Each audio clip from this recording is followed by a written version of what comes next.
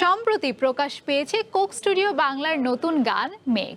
বর্ষার আবহে স্নিগ্ধতা ছড়ানোর প্রত্যাশা থাকলেও প্রকাশের পর থেকে গানটি ঘিরে শুরু হয়েছে তীব্র সমালোচনা ও বিতর্ক।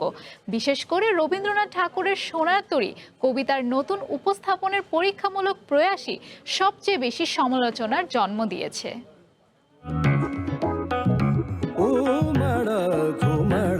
প্রকাশের একদিনের মধ্যেই দর্শক শ্রোতার তীব্র সমালোচনার মুখে পড়েছে কোক স্টুডিও বাংলার চতুর্থ সিজনের দ্বিতীয় গান মেঘ। বর্ষাকে ঘিরে নির্মিত গানটি নিয়েছিল ব্যাপক প্রত্যাশা, তবে প্রকাশের পর থেকে ইউটিউব ও সামাজিক যোগাযোগ মাধ্যমে শুরু হয় আলোচনা সমালোচনার ঝড়।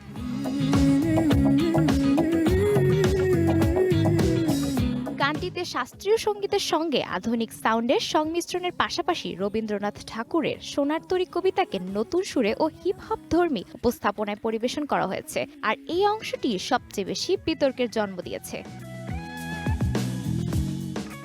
ইউটিউবের মন্তব্যের ঘরে অনেকেই গানটি সঙ্গীতায়োজন এবং কবিতার উপস্থাপনা নিয়ে হতাশা প্রকাশ করেছেন। কেউ বলছেন আগের গানগুলোর তুলনায় এটি প্রত্যাশা পূরণ করতে পারেনি, আবার অনেকের মতে সোনার তরী কবিতাকে এভাবে উপস্থাপন না করলেই ভালো হতো।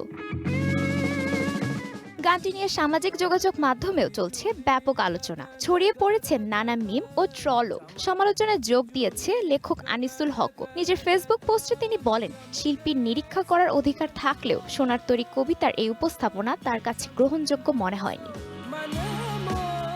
তবে সমালোচনার বিষয়ে এখন পর্যন্ত কোক স্টুডিও বাংলার প্রধান সঙ্গীত প্রযোজক সায়ন চৌধুরী অর্ণবের কোনো প্রতিক্রিয়া পাওয়া যায়নি। ফলে গানটি ঘিরে বিতর্কের মধ্যেও আলোচনা থামছে না সামাজিক যোগাযোগ মাধ্যমে।